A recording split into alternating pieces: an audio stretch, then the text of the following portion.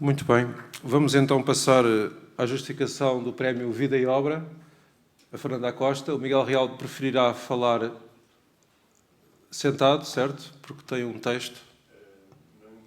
Eu vou.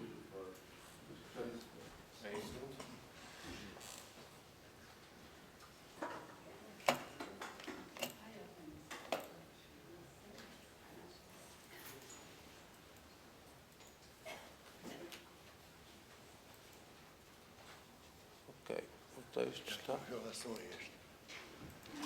É esse. Muito Pronto, bem. agora eu vou passando assim. Muito bem. Então o Miguel falará à mesa. Pronto, muito obrigado. Peço desculpa ao Fernando da Costa ter anulado a sua imagem. Certamente era bastante agradável. Mas disseram-me que só podia falar 5 a 10 minutos. E para falar 5 a 10 minutos de alguém que colaborou em todos os mais importantes jornais e revistas portuguesas desde a década de 70 e, sobretudo, depois do 25 de Abril, foi fundador de alguns desses jornais e revistas. Obrigado. Foi fundador de alguns desses jornais e revistas. Eu tentei encontrar frases lapidares, digamos assim, que sintetizassem o seu percurso e também justificassem a atribuição de um prémio que tem a ver com literatura e jornalismo, melhor dito, jornalismo e literatura. Fui buscar esta frase de Batista Bastos, que podem ler, deve estar ali, está exatamente, escreveu Batista Bastos sobre Fernando da Costa, grande jornalista. Todos nós conhecemos o Batista Bastos, é dos poucos jornalistas que se ultrapassaram o jornalismo, devido inclusivamente a uma pergunta que fazia a todos os seus entrevistados na década de 90, que era onde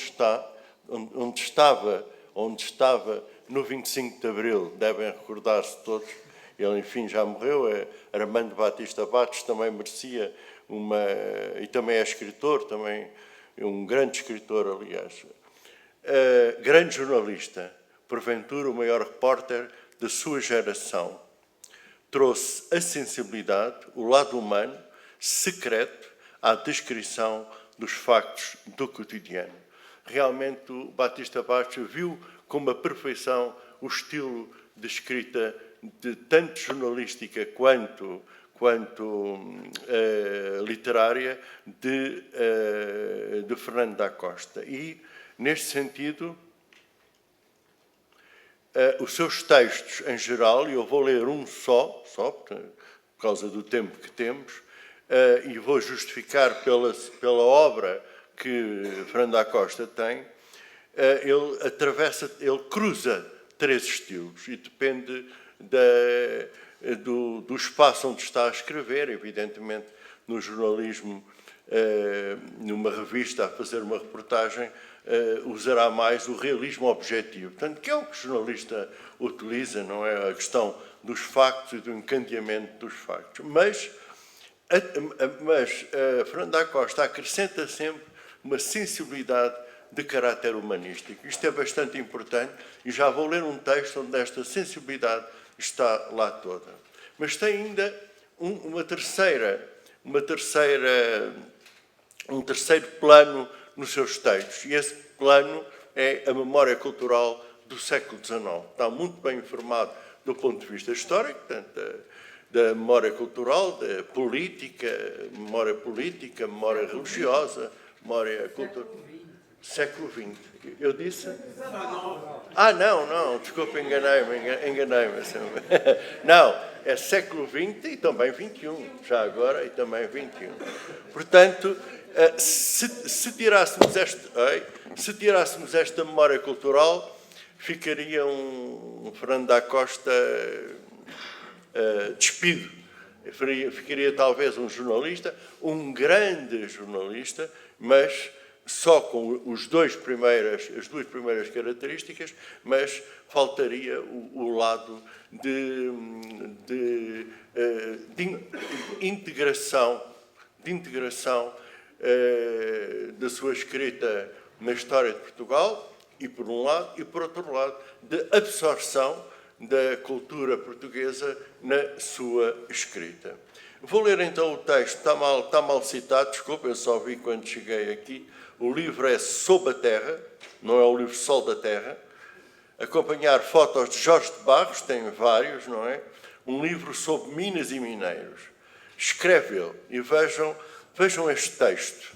Se este texto não fusiona, não cruza de uma maneira de absorção de uma na outra, jornalismo e literatura. Gente de penumbra, não está a falar de mineiros, não é? E das minas também. Gente de penumbra, não de luz. Dos espaços fechados, não de horizontes abertos. Nem sol, nem luas, nem chuva, nem canto de pássaros, nem riso de crianças. Gente do mistério gerado no seio da terra, na alquimia da transmutação do impuro em depurado, do informe em refinado.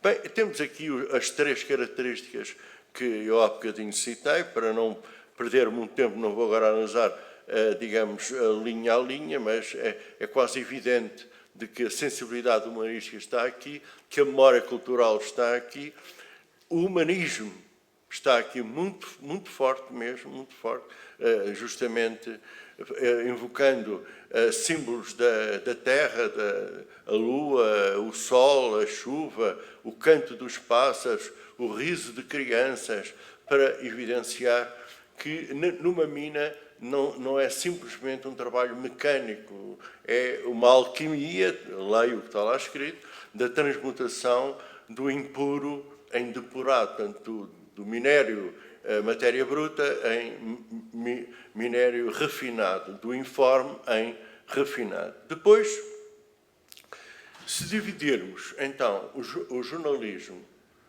e o jornalista e o escritor, separarmos como se não pudessem fundir, temos, desculpem, isto foi para lá acima, agora não sei. Está aqui já. Ele, como jornalista, para além dos jornais que esteve, que são imensos, e revistas são imensos, ele trabalhou imenso, por isso é que está magro, aliás. Antes de se reformar, trabalhou imenso. São todos os jornais, quer dizer, o único que eu não encontrei lá foi o Século. Não sei, não teve um Século. Não, pronto, acertei. Na vida mundial, teve. Mas o Século não. Pronto, foi de resto, todos os outros que vocês conhecem, que estão vivos, ele esteve. Aqueles que já morreram, portanto, o Século já morreu, mas eu andei à procura, mas não encontrei. Como jornalista, dirigiu os cadernos de reportagem da editora Relógio d'Água, de que é fundador, e depois saiu, os cadernos de reportagem, e publicou Os Retornados Estão a Mudar Portugal. Teve uma reedição recente, salvo erro, que eu recebia, uma edição recente. Portanto, em 1984, ganhou o grande prémio de reportagem do Clube Português da Imprensa. Depois, em 91, publicou Moçambique, Todo o Sofrimento do Mundo. Ganhou o prémio Gazeta e prémios Gazeta e Fernando Pessoa. Depois, como escritor, desdobrou-se por vários anos sobre o teatro e romance. Em ambos ganhou prémios também. Portanto, temos aqui de um lado o jornalista, que, sobretudo, a secretária do jornal é o mais importante, mas dirigiu estes cadernos, e como escritor o teatro. Um jipe em segunda mão, todos de certeza viram na televisão, salvo erro, foi o Artur Ramos, não? Jaime Campos, estava convencido que era o Artur Ramos, em 1982. Traz a guerra colonial para o teatro. Não tenho a certeza que seja a primeira peça de teatro, mas quase certeza é a primeira peça de teatro que traz. É uma comemoração de uma estada dos militares na guerra colonial, que vão comemorar para a Quinta de e que, imaginam vocês, onde está justamente um jipe em segunda mão, e eles fazem coisas que, em princípio, não se devia fazer. A súplica, também em 82, sequestraram o seu presidente que eu li, foi editado, aliás, na Relógio d'Água, salvo erro, não é? E que li, que não sei, penso que nunca foi representada, e A Nave Adormecida, representada no Teatro Aberto de Lisboa, um dos mais ilustres teatros de Lisboa e também já bastante antigo. O romance O Viúvo, Memórias de Fim do Império, portanto, passado um retornado que regressa à sua terra, penso na Beira, eu já li isto há muito tempo, isto é de 86, mas penso que era na Beira, e que vive, de certo modo, isolado e que vai rememorando toda a sua vida. Foi o primeiro prémio de literatura Círculo de Leitores, muito importante. Este prémio, para quem não saiba, é um prémio bastante importante. Os Infiéis, de 1992. Temos aqui, portanto, o romancista e o dramaturgo, ou temos o jornalismo, e agora, mas o que faz a singularidade do Fernando da Costa não é escrever romances, isso faz o escritor, e há alguns escritores aqui na sala que o farão, não é escrever teatro, também haverá alguns aqui na sala, não é também de fazer reportagens jornalísticas e trabalhar nos jornais, alguns estão aqui, de muito mérito, digamos assim, pelo menos no Pacheco, não? Mas ter feito ou ter inventado qualquer coisa que é um cruzamento, uma mistura entre jornalismo e literatura, que ele chama, na sua página, chama isto. Passou, desculpem lá. Narrativas. Havia as fotobiografias. Fotobiografias é um trabalho de investigador apurado e onde, aliás, 2001, A Mal é uma Força da Natureza, ele pediu para tirar. Pronto. A fotobiografia do Salazar é o que eu gosto mais, também é a que eu conheço melhor. A fotobiografia de José de Castro foi um grande ator português que viveu em Passo de Arcos e que Helena Vaz da Silva é a continuadora da Sofia de Melbrenner no Centro Nacional de Cultura e transformou ou internacionalizou, melhor dito, o Centro Nacional de Cultura. Bem, ele chamou narrativas. É um nome perfeito, é uma narrativa, uma história contada com interrupções, parafraseando, com paráfrase, com intercalações de memórias, a tal memória cultural. É aqui que aqueles três tipos de estilo que o Fernando da Costa usa surgem.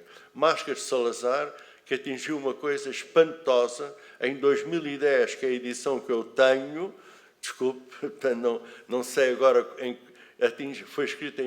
foi publicada em 97, atingiu em 2010 a 26ª edição. Está em 47. 47, pronto. Bem, só pela 47 devia... E devem ler, todos estão aqui devem ler, se não leram, claro. 47, portanto, eu tinha em 2010 pronto, deu a 26ª edição. Bem, 47, isto também é um perigo, porque o livro com maiores edições é A Ceia dos Cardeais. Não, eu não estou a criticar, não. Só estou a falar no número de edições. Teve a 50ª, parou com 50 edições, ou a 50ª edição. Portanto, vamos pedir a Nossa Senhora de Fátima que o Fernando da Costa atinja a 51ª para ficar na história da edição. Portanto, nascido num Estado Novo, portanto, que é um pouco biográfico, mas biográfico no sentido não num certo solipsismo, mas no sentido da relação que o autor, Fernando, teve com imensas pessoas, desde Salazar, quando chega a Lisboa, desde Maria... Dona Maria de Jesus. Dona Maria de... Exatamente. A mulher mais poderosa deste país, mais inteligente, mais maldosa e mais Se fosse só tudo menos o Maldoso, eu diria que era concorrente à Nossa Senhora de Fátima. Agora, com o Maldoso é que não pode ser. Nascido no Estado Novo, foi reeditado em 2008 com o título Os Mal Amados. E vem desde o Agostinho da Silva, de quem, portanto, foi amiga, que fala muito, a Senu, a Natália Correia. Aliás, se o nosso gosto pode ser chamado para aqui, é o livro que eu gosto mais. O Máscara Salazar é muito bem. Inventa um estilo que não existe, que é o estilo de escrever flanando, brincando, lembrando da memória, mas sempre com rigor, buscando datas, etc. Mas o Botequim da Liberdade, como Natália Correia marcou a partir de um pequeno parque de Lisboa no século XX português, portanto, 2013, Viagens Pagãs, que já foi editado em 2015, mas já vai em segunda edição. Já vai em segunda edição, pelo menos. Amália, Ressurreição. Depois, este aqui não interessa. Narrativas de viagem também.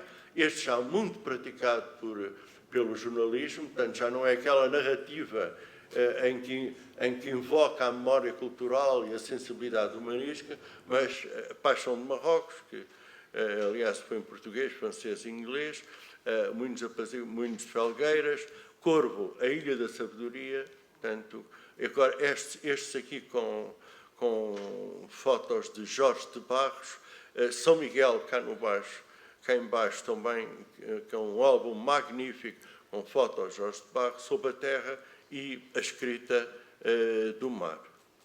Bem, por todos estes motivos, eu penso que é extremamente justo a decisão do júri e do comissário do festival, justamente homenagear Fernando da Costa como aquele que faz uma melhor síntese, mais do que síntese, uma melhor simbiose entre literatura e jornalismo. Quando me foi anunciado, eu pensei numa pessoa que já faleceu, mas que eu considerei o jornalismo perfeito. Eu era muito novo. Hoje, se calhar, alguém pode dizer que não é, mas eu era muito novo quando o conheci e segui a vida dele, que foi o Assis Pacheco. Se ele estivesse vivo, eu defenderia o Assis Pacheco, que não tem nada disto, mas tem um romance absolutamente magnífico, que eu não sei porque é que está esquecido, não sei. Um romance que começa com o momento mais trágico da literatura portuguesa, que é uns padeiros a meterem... eu não digo, está bem, eu não digo. Mas a escolha de Fernando da Costa foi terrivelmente justa. Dou-lhe os parabéns e digo que sou um grande, grande admirador seu. Muito obrigado, sim.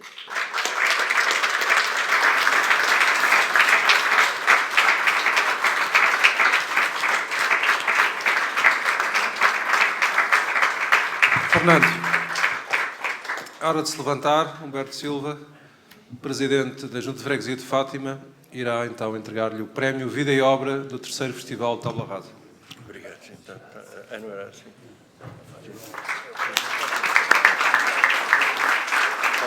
Obrigado.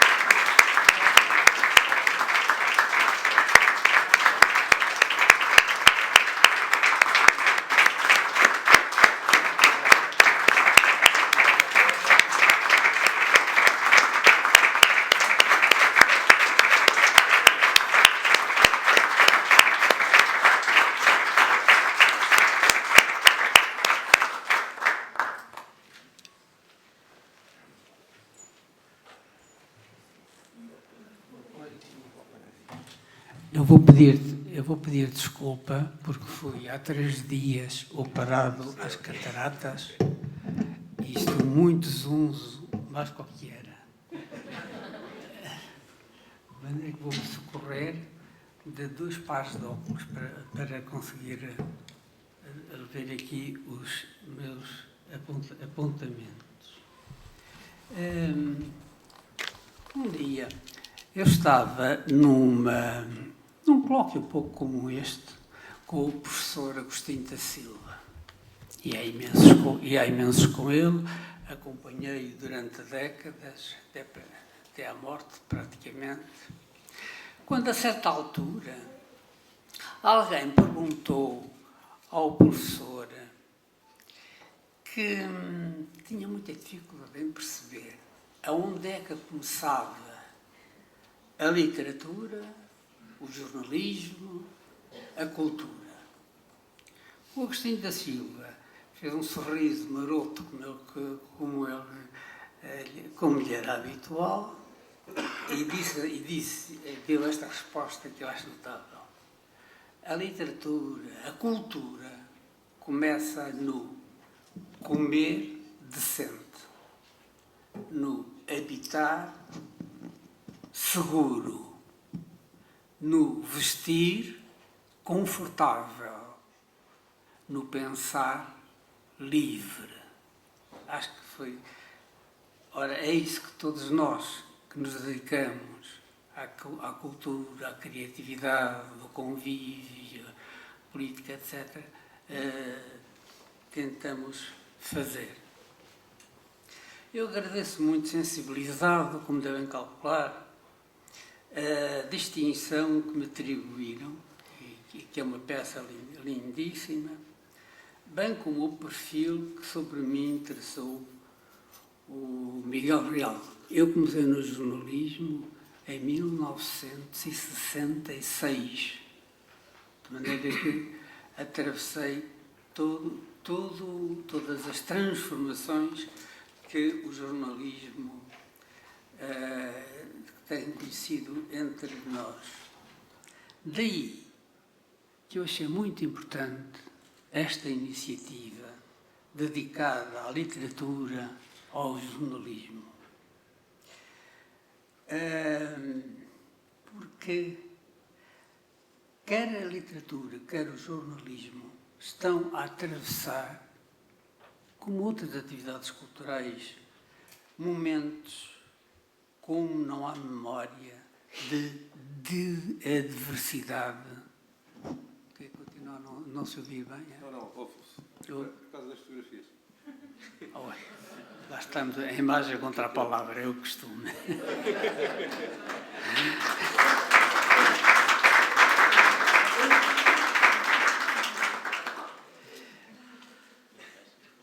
Pelo que, dada esta situação, é urgentíssimo, primeiro, refletir sobre ela, a fim de se poder reagir, porque esta situação não surge casualmente.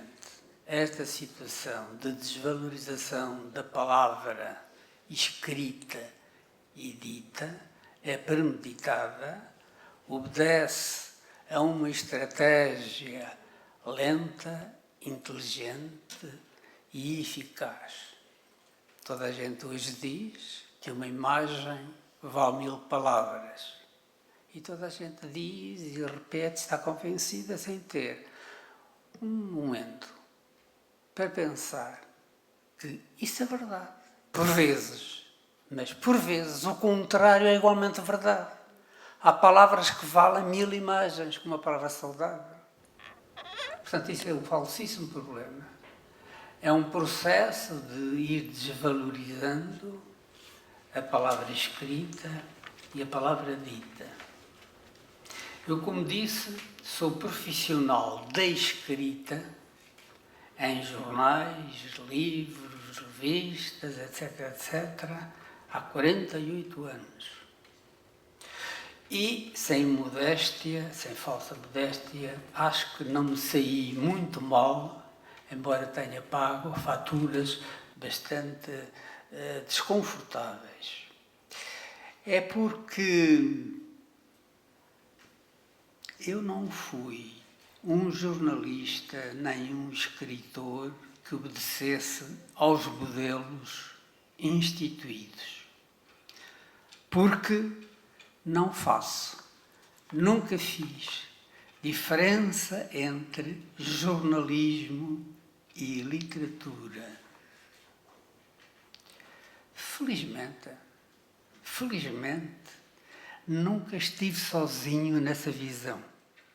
acompanharam-me vultos como o Batista Bastos, o Mário Ventura Henriques, o Urbano Tavares Rodrigues, o José Saramago, o Luís Tamonteiro, o José Cardoso Pires e tantos outros, pois, no passado, os jornais eram habitados por grandes escritores, jornalistas, que privilegiavam, que impunham a qualidade da escrita. O escrever bem era decisivo, rejeitando e escandalizando aqueles que dizem, e ainda hoje isso se generaliza, que há uma escrita de primeira para os livros e uma escrita de segunda para os jornais. É que o que determina a escrita é o conteúdo do que se escreve, não é o meio em que se escreve. Aliás, o Batista Bastos vociferava, quem o conheceu, imagina-o, quando se irritava, dizendo que o jornalismo é uma disciplina superior da literatura, como é o romance, o ensaio, a poesia, o teatro, a história.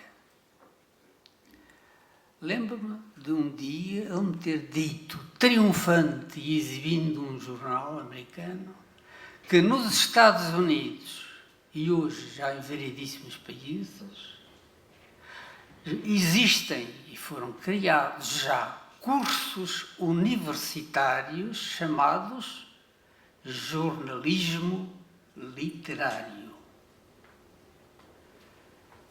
É que o grande pilar da nossa literatura, que é uma das mais ricas a nível mundial, devemos ter consciência disso. O grande pilar da nossa literatura é, além da poesia, que está fora de questão, é a crónica. Ora, a crónica é também o grande pilar do jornalismo. Lá temos obras-primas a nível mundial de crónicas, desde a Carta do Achamento de Pero Vaz de Caminha, que é uma grande reportagem, que é uma grande crónica, que é o quê? O que interessa é a sua genialidade, ponham-lhe o rótulo que puserem. Temos, ao longo da nossa história, realmente, cronistas notáveis, o Fernando Lopes, temos essa fabulosa história trágico-marítima que está tão esquecida, que é um espanto de relatos. Porque, nessa altura, os reis portugueses tiveram a inteligência de pôr em cada nau que saía do Tejo um repórter. Não se chamava repórter, chamava-se assentador de factos. E muitas vezes punha mais do que um, porque morriam com muita facilidade, como devem calcular.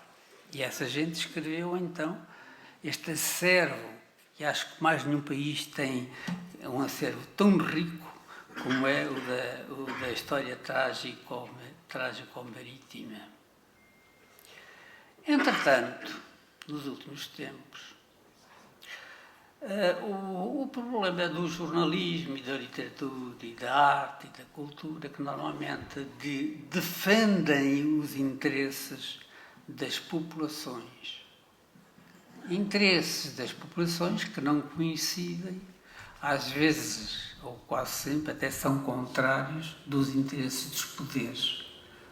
Daí os conflitos que tem havido, e que também são esses conflitos que dão alguma graça a isto, senão era tudo um bocado pasmacento.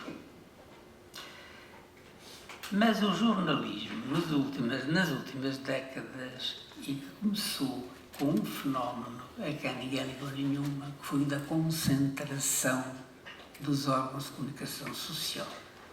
Eu, quando comecei, saltitava de um jornal para o outro, acho que havia uns 15 grandes jornais, que foram concentrados. E lembro-me que eu dei muito bem com o Dr. Mário Soares, era ele primeiro-ministro, e eu avisava ao setor: olhe que esta concentração dos jornais é a primeira grande machadada na democracia em Portugal. Com o Soares um pouco leviano, o Dr. Mário Soares nunca ligou muito a isso, e o resultado hoje vê-se a situação em que está. Daqui a pouco há 3 grupos de comunicação social, e se calhar haverá um só com este andar. E a palavra jornalismo desapareceu.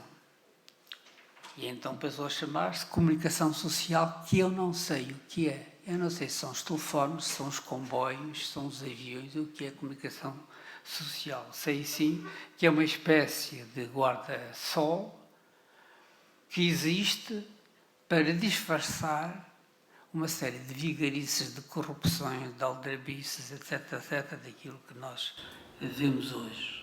Porque cada vez há mais informação, mas cada vez há menos conhecimento. Porque informação não significa conhecimento. Isso é um ponto básico que devia nos levar a desconfiar. Pelo contrário. Isto também acontece, e voltamos um bocadinho já atrás, é porque a palavra é o último baluarte da liberdade e do pensamento e da memória. Daí também a desvalorização da memória. Hoje a maior parte dos políticos e intelectuais comportam-se como se Portugal tivesse começado com eles, depois de 25 de Abril. E esquecem-se que é o país mais antigo da Europa. Vamos fazer daqui a pouco 1000 anos de existência. Somos um povo muito sábio, muito manhoso. Graças a isso é que também vamos sobrevivendo. Ora, essa desvalorização que é progressiva, e veja-se, e é muito ajudada pelas tecnologias. Veja-se o caso das televisões, que é verdadeiramente pornográfica a programação das televisões, sobretudo das televisões pagas, publicamente, como é que têm aquele tipo de programação. Eu, com isto, no entanto, não quero ou não estou a desvalorizar a imagem da escrita. O que chama a atenção, ou que nós devemos lutar, é contra a mediocridade instalada, fomentada na imagem e na escrita. Porque a própria RTP, por exemplo, aqui, sem preconceitos devo dizer, culturalmente era muito mais avançada antes do 25 de Abril do que é hoje. Tínhamos grandes programas, grandes comunicadores, com uma preocupação cultural, embora com certo dirigismo, mas enfim, mas havia. Hoje não há nada. Hoje não há um programa cultural, por exemplo, na RTP1, que é um escândalo. Mas enfim, as coisas são o que são. O que é preciso é ter consciência disto, ter consciência desta guerra aberta, contínua, um pouco hipócrita que está a ser feita contra a palavra, porque a imagem passa e esquece. A palavra não entra, é mais difícil, não é fácil. Só que o facilitismo conduz à mediocridade, ao não pensamento, conduz ao rebanho, ao carneirismo, que é o grande desejo dos poderes existentes, a manipularem as pessoas. Hoje, a censura A censura não acabou com o 25 de Abril. Isso foi um grande bluff que foi instituído. O Carlos Veiga Pereira, que foi um notabilíssimo jornalista, homem muito inteligente e provocador, dizia assim: a censura foi privatizada no 25 de Abril. Deixou de ser exercida pelo Estado para passar a ser exercida pelas administrações dos órgãos de comunicação social. Eu tenho muita pena de dizer-lhes, mas eu tenho sido já mais censurado depois do 25 de Abril do que antes do 25 de Abril, e não sou só eu a dizê-lo. E a via mais simples, mais eficaz, mais branda é a via económica. Não há dinheiro para nada. Estrangula-se por um lado, não há ajudas absolutamente nenhumas e vai-se debilitando pouco a pouco. Por outro lado, surgiu outro tipo de censura altamente perversa e indecente e que foi denunciada por Natália Correia num texto admirável que se chama assim: tão censurante é impedir de dizer como obrigar a dizer. E isto surge quando foi, por exemplo, o caso Casa Pia. O que acontece? Os editores dos jornais e os diretores de muitos dos jornais, e muitos deles estão nos lugares não pela sua competência profissional, mas pela sua subserviência administrativa, ou política, ou partidária, etc., etc., pegam nos estagiários, que não têm defesa nenhuma, e mandam-nos fazer, por exemplo, uma página inteira sobre o caso de Sócrates, ou 20 minutos para a televisão sobre o caso de Sócrates. Eu falo do Sócrates porque é o mais recente. Ora, o que é que esse pobre jornalista pode fazer de inteligente? Eu, no lugar deles, fazia a mesma figura patética que se faz, as mesmas perguntas tolas. Porque isso é violentar as pessoas. E isso é a prática diária todos os dias. Depois admiram-se que as pessoas deixem de comprar os jornais. Eu não me admiro nada que os jornais vendam tão pouco. Eu admiro como ainda há tanto tanso que compra a porcaria que existe e que chamam jornais e audiências de televisões, etc. Ora bom, vou terminar. O Ramalho Yanes, aqui há tempos, num encontro com jornalistas, disse uma coisa muito sensata. Exortou-os, e mesmo até aos homens de cultura: não queiram ser heróis todos os dias. Nesta altura, têm que ser resistentes e pacientes, pois as mudanças são imprevisíveis. E eu quero crer que havemos de ultrapassar este tipo de situações, até porque já tivemos muitas outras. A história é um devir nesse sentido. E termino com o Jorge de Sena, que eu também tive o privilégio de ser amigo, e também estava numa conferência parecida com esta, quando, a certa altura também, um sujeito lhe perguntou, assim um pouco provocador: mas, ouça lá, mas que utilidade tem a literatura, as artes, a cultura? Não tinha nenhuma. E o Sena fez um silêncio, e o Sena era um homem muito exuberante, e dá esta resposta que eu acho extraordinária.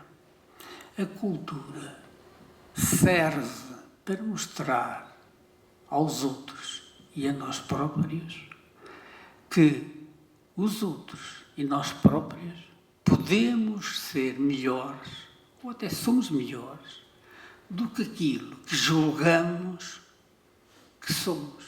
Ou seja, estas coisas tão desvalorizadas são fundamentais para fazer evoluir espiritualmente, humanamente, o ser humano.